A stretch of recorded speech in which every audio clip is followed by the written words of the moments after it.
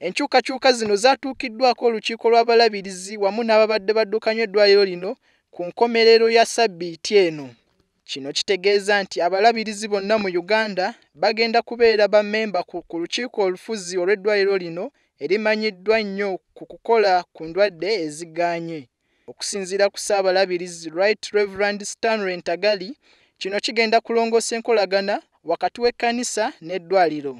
After a long time of negotiation, now the board of the hospital, the annual general meeting, resolved to amend the constitution and then return the hospital to the Church of Uganda to its proper ownership. Okusinziira ku ssemateeka omukadde, ekkanisa ebadde terina buyinza bumala kukola mirimu egimu mu ddwaliro.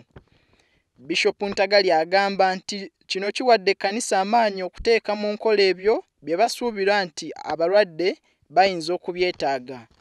Eddwaliro lino lyatandikibwawo abaminsani abaali bakulembeddwamu Albert Cook mu mwaka gwa 1897. Mu kiseera kino ekkanisa eteekateeka kufuula ddwaliro lino erimu ku gasomesa obusawo mu ngeri ennungi ddala, era nga bano bagenda kuba bayambibwako ssettendekero wa Mukono University.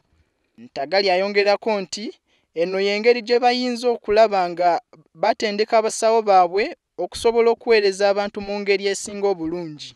In the true sense that Church of Uganda owns this hospital, and we are going to do much to promote it, and as you heard, we are going to make Mengo Hospital the medical school of Uganda Christian University, which is Church of Uganda founded university.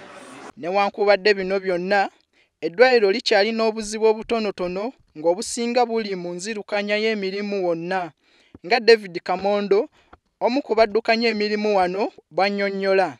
They are pledging their support in all aspects of life. They would, wherever they would find any assistance anywhere, they would have pledged that we'll be able to bring it over to Mengo.